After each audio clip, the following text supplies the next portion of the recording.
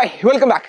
2025 English SSLC എക്സാമിന് നാളെ നിങ്ങൾക്ക് ക്വസ്റ്റ്യൻ പേപ്പർ കിട്ടുന്ന സമയത്ത് അവിടെ നിങ്ങൾ കാണാൻ ഏറ്റവും സാധ്യത കൂടുതലുള്ള ക്വസ്റ്റ്യൻസ് ആണ് ഇന്ന് നമ്മൾ പ്രെഡിക്റ്റ് ചെയ്യാൻ വേണ്ടി പോകുന്നത്. ഒരുപാട് പേര് എനിക്ക് പേഴ്സണലി റിക്വസ്റ്റ് ചെയ്തിരുന്നു ഈ ഒരു പ്രഡിക്ഷൻ വീഡിയോക്ക് വേണ്ടിയിട്ട്. മക്കളെ, ആദ്യം തന്നെ ഞാനൊരു കാര്യം പറയട്ടെ, 100% നാളെ നിങ്ങൾ കാണാൻ വേണ്ടി പോകുന്നത് ഈ ക്വസ്റ്റ്യൻസ് ആണ് എന്ന രീതിയിലല്ല നിങ്ങളിത് പഠിക്കേണ്ടത്. അതല്ല ഒരു ഹെൽത്തിയായ ഒരു മെത്തേഡ് എന്ന് പറയുന്നത്. പകരം ഏറ്റവും കൂടുതൽ സാധ്യതയുള്ളതും ഏറ്റവും കൂടുതൽ നമ്മൾ പഠിക്കുന്ന സമയത്ത് പ്രയോറിറ്റൈസ് ചെയ്യേണ്ടതുമായിട്ടുള്ള ക്വസ്റ്റ്യൻസ് ആണ് ഞാൻ പറയാൻ വേണ്ടി പോകുന്നത്.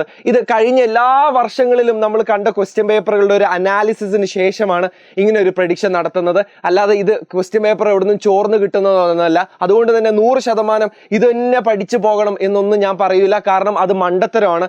നമ്മൾ കഴിഞ്ഞ വർഷത്തെ ക്വസ്റ്റ്യൻ പേപ്പറുകളൊക്കെ എടുത്ത് നോക്കിക്കഴിഞ്ഞാൽ, അല്ലെങ്കിൽ ഈ മോഡൽ ആണെന്നുണ്ടെങ്കിൽ നമ്മുടെ ക്രിസ്മസ് എക്സാമിന് ചോദിച്ചിട്ടുള്ള ക്വസ്റ്റ്യൻ പേപ്പർ ആണെങ്കിലും അവിടെ ഒരുപാട് സർപ്രൈസുകൾ നമുക്ക് തരുന്നുണ്ട്. അതുകൊണ്ട് തന്നെ 100% എന്നുള്ള രീതിയിലല്ല നമ്മൾ പഠിക്കേണ്ടത്. ഒരു 90% ഇതാണ് ഏറ്റവും കൂടുതൽ തവണ ചോദിച്ചിരിക്കുന്നത്. അതുകൊണ്ട് ഇതിനൊരു പ്രയോറിറ്റി കൊടുത്തുകൊണ്ടായിരിക്കണം നമ്മൾ പഠിക്കേണ്ടത്. പക്ഷേ നമ്മളെല്ലാം ഒന്ന് നോക്കിയിട്ട് തന്നെ ആയിരിക്കും പോകേണ്ടത്.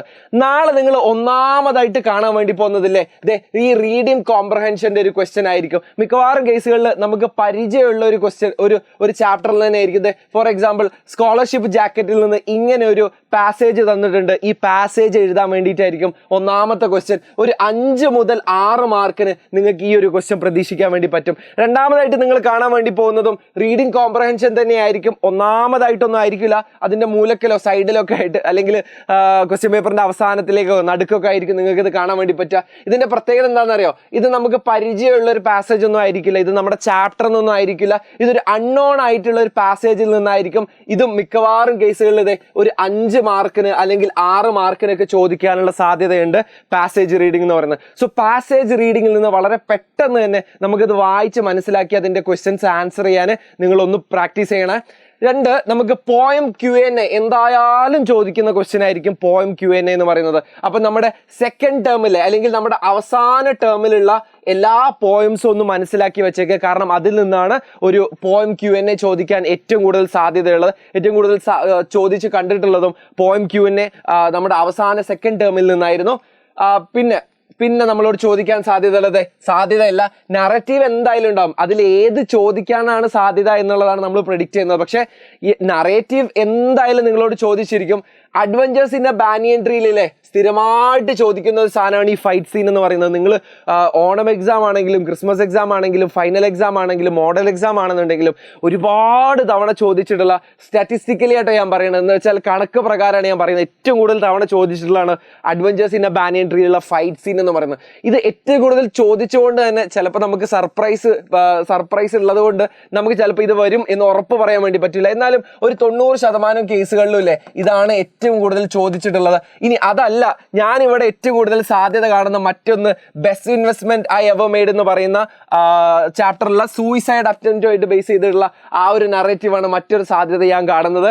അപ്പൊ ഇതിന് ഞാൻ 90% എന്ന് പറയുമ്പോൾ 90% കേസുകളിലും ഏറ്റവും കൂടുതൽ ചോദിച്ചിട്ടുള്ളതാണ്. പക്ഷെ ഇതിന് ഈക്വൽ ഇമ്പോർട്ടൻസ് ഉണ്ട്. ബെസ്റ്റ് ഇൻവെസ്റ്റ്മെന്റ് ഐ എവർ മെയ്ഡിലെ സൂയിസൈഡ് അറ്റംപ്റ്റുമായിട്ട് ബേസ് ചെയ്തിട്ടുള്ള നറേറ്റീവിന് ഈക്വൽ ആയിട്ടുള്ള ഒരു ഇമ്പോർട്ടൻസ് കൊടുക്കണം. സോ ഏറ്റവും കൂടുതൽ സാധ്യത ഉള്ള 2 ഞാൻ ഇവിടെ പറഞ്ഞത്. മറ്റൊന്ന് വാങ്കയാണ്, പിന്നെ സ്നേക്ക് ആൻഡ് ദ മിററിൽ നിന്നാണ് പിന്നെ നറേറ്റീവ് വരാനുള്ള സാധ്യത കൂടുതലുള്ളത്. അപ്രിസിയേഷൻ ആണ് ചോദിക്കുന്നുണ്ടെങ്കിൽ ഒരു കാര്യം നിങ്ങൾ ശ്രദ്ധിക്കണം, ഏറ്റവും കൂടുതൽ അപ്രിസിയേഷൻ ചോദിച്ചിട്ടുള്ളതല്ലേ നമ്മുടെ അവസാനത്തെ ടേമിൽ നിന്നാണ്. കാരണം ഈ ഒരു ടേമിൽ നിന്നുള്ള പോയിന്റ്സിന്റെ അപ്രിസിയേഷൻ നമ്മളോട് ക്രിസ്മസ് എക്സാമിന് വേറെ എവിടെയും ചോദിച്ചിട്ടില്ല. അതുകൊണ്ട് തന്നെ മദർ ടു സൺ വളരെ സാധ്യതയുള്ള ഒരു ക്വസ്റ്റ്യൻ ആണ്. ബാലഡ് ഓഫ് ഫാദർ ഗിലിഗൻ ഒരുപാട് തവണ ചോദിച്ചിട്ടുണ്ട്. ഇപ്രാവശ്യത്തെ മോഡലിനും എൻ്റെ ഓർമ്മ ശരിയാണെങ്കിൽ അത് തന്നെയാണ് ചോദിച്ചിട്ടുള്ളത്. So ballad of father Gilligan അത്ര ഇമ്പോർട്ടൻ്റ് ആണെന്ന് ഞാൻ പറയില്ല. നിങ്ങൾ അത് ചോദിച്ചിട്ടുണ്ടായിരുന്നില്ല എന്നുണ്ടെങ്കിൽ ഞാൻ ഇവിടെ പറയുന്നതിന്, കാരണം ഏറ്റവും കൂടുതൽ ചോദിച്ച സാധനമാണ് ബാലഡ് ഓഫ് ഫാദർ ഗിലിഗൻ. ഇപ്രാവശ്യം ചോദിക്കാനുള്ള സാധ്യത കുറവാണ്. ഇനി ഫസ്റ്റ് ടേമിൽ നിന്നാണ് ചോദിക്കുന്നത് എന്നുണ്ടെങ്കിൽ അത് ലൈൻസ് റിട്ടേൺ ഇൻ ഏർലി സ്പ്രിംഗിൽ നിന്നായിരിക്കും ഏറ്റവും കൂടുതൽ സാധ്യത. സെക്കൻഡ് ടേമിൽ നിന്നാണെങ്കിൽ മദർ ടു സൺ ആയിരിക്കും ഏറ്റവും കൂടുതൽ ചോദിക്കാനുള്ള സാധ്യത. ഓക്കെ, എന്ന് വെച്ചാലില്ല ബാക്കിയുള്ള പോയത്തിന്റെ അപ്രിസിയേഷൻ പഠിക്കേണ്ട എന്നല്ല കേട്ടോ, ഞാൻ വീണ്ടും പറയുന്നു. സാധ്യത കൂടുതലുള്ളതും ഏറ്റവും കൂടുതൽ പ്രയോറിറ്റി നിങ്ങൾ പഠിക്കുന്ന സമയത്ത് കൊടുക്കേണ്ടതുമായിട്ടുള്ള പോയംസ് ആണ് ഞാൻ ഇവിടെ പറഞ്ഞത്. മദർ ടു സണ്ണും ലൈൻസ് റിട്ടേൺ ഇൻ ഏർലി സ്പ്രിംഗും. എപ്പോഴും നമുക്കൊരു സർപ്രൈസ് പ്രതീക്ഷിക്കാം. അപ്പോൾ ഒരു A+ ഒക്കെ പ്രതീക്ഷിക്കുന്ന ആൾക്കാരില്ലേ, ഇതുപോലെയുള്ള തന്ത്രങ്ങൾ മാത്രം പഠിച്ചു വെച്ചിട്ട് പോകാതെ എല്ലാം ഒന്ന് നോക്കിയിട്ട് പോവുക. പക്ഷെ പ്രയോറിറ്റി ഇതിന് കൊടുക്കുക എന്നുള്ളത് മാത്രം നിങ്ങൾ ശ്രദ്ധിച്ചാൽ മതി.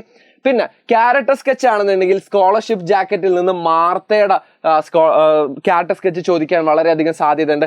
അതുപോലെ തന്നെ സ്റ്റാറ്റിസ്റ്റിക്കലി നമ്മളോട് ചോദിക്കാൻ സാധ്യതയുള്ള വേറൊന്നാണ് നമ്മുടെ കാസ്റ്റവേയിൽ നിന്ന് കിരണിന്റെയോ നീൽകാന്തയുടെയോ ക്യാരക്ടർ സ്കെച്ച് ചോദിക്കാനുള്ള സാധ്യതയുണ്ട്.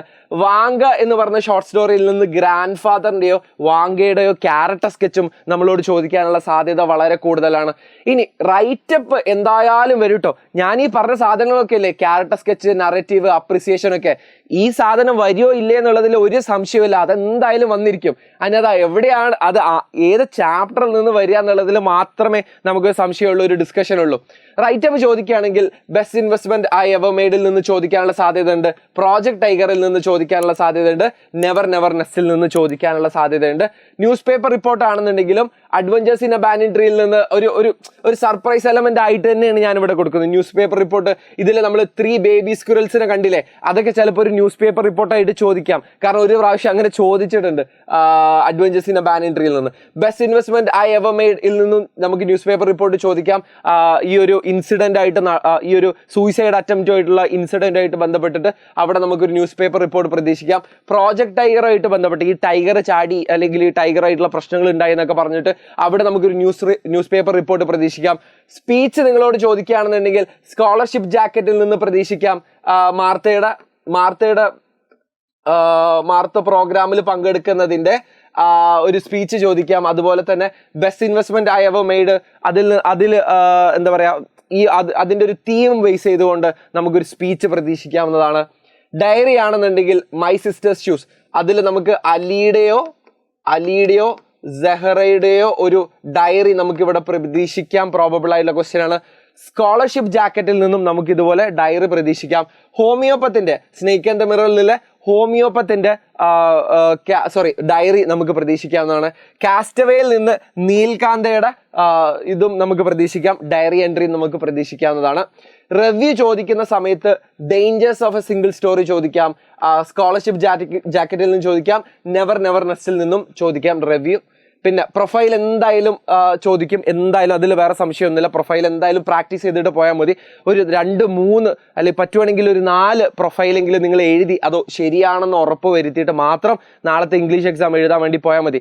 ആരുടെ പ്രൊഫൈൽ ചോദിക്കുന്നു എന്നുള്ളത് ഞാൻ പറഞ്ഞു തരുന്നതിലോ നിങ്ങളത് അറിയുന്നതിലോ കാര്യമില്ല, എന്നാലും നമുക്ക് തെറ്റിക്കാനുള്ള സാധ്യതയുണ്ട്. അതുകൊണ്ട് പ്രൊഫൈൽ എങ്ങനെയാണ് വൃത്തിക്ക് എഴുതേണ്ടത്, അതിൽ തെറ്റുകളൊന്നും വരുത്താതെ, അതിൻ്റെ ഗ്രാമാറ്റിക്കൽ ഇററൊന്നും വരുത്താതെ എങ്ങനെയാണ് പ്രൊഫൈൽ എഴുതേണ്ടത് എന്നുള്ളതാണ് നിങ്ങൾ പഠിക്കുന്നത്. അല്ലാതെ ആരുടെ പ്രൊഫൈൽ വരും എന്നുള്ളത് പ്രെഡിക്റ്റ് ചെയ്യുന്നതിലോ അത് നിങ്ങൾ അറിഞ്ഞിരിക്കുന്നതിലോ പ്രത്യേകിച്ച് ഒരു കാര്യമില്ല.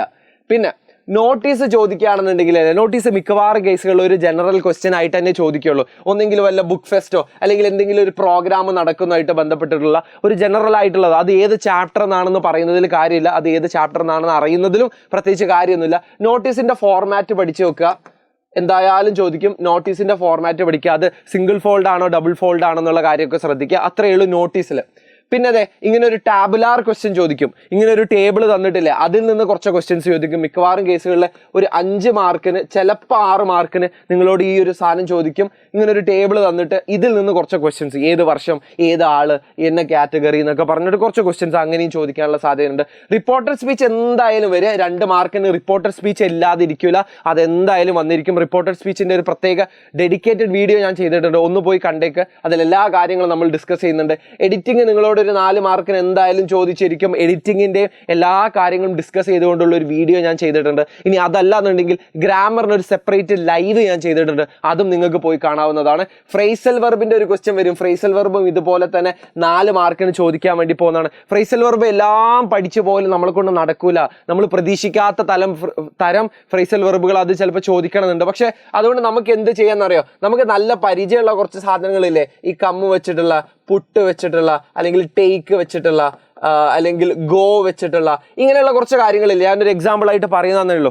ഇങ്ങനെയുള്ള കുറച്ച് കാര്യങ്ങളുടെ ഇത് വെച്ച് സ്റ്റാർട്ട് ചെയ്യുന്ന എല്ലാ ഫ്രേസൽ വെർബും നിങ്ങളൊന്ന് നോക്കി പോവാ. ഇനി നമുക്ക് പരിചയം ഇല്ലാത്തത് നമുക്ക് ഇതെന്തായാലും നിങ്ങൾക്ക് ആ ഒരു ഓപ്ഷനിൽ കാണുന്നുണ്ടാവും. ഇങ്ങനെ ഒരു 2-3 എന്തായാലും കാണുന്നുണ്ടാവും. അപ്പൊ നമുക്ക് പരിചയം ഇല്ലാത്തതിനെ ഇത് വെച്ചുകൊണ്ട് നമുക്ക് അങ്ങോട്ട് കട്ട് ഓഫ് ചെയ്യാം, ഇത് വെച്ചുകൊണ്ട് നമുക്ക് അങ്ങോട്ട് ക്യാൻസൽ ഔട്ട് ചെയ്യാം. അതാണ് ഇതിന്റെ ഏറ്റവും വലിയ സ്ട്രാറ്റജി. അതല്ലാതെ എല്ലാ ഫ്രേസൽ വെർബും പഠിച്ചു പോകുന്നത് നടക്കൂല, അതെന്തായാലും പ്രാക്ടിക്കൽ അല്ല. പിന്നെ പ്രപ്പോസിഷന്റെ ക്വസ്റ്റ്യൻ എന്തായാലും കാണാൻ വേണ്ടി പറ്റും. പ്രപ്പോസിഷന്റെയും ഒരു സെപ്പറേറ്റ് വീഡിയോ ഞാൻ ചെയ്യുന്നതായിരിക്കും. പ്രപ്പോസിഷൻ നമുക്ക് നമ്മുടെ ഗ്രാമർ ലൈവിൽ ഞാൻ പ്രത്യേകം എടുത്ത് പറയുന്നുണ്ട്.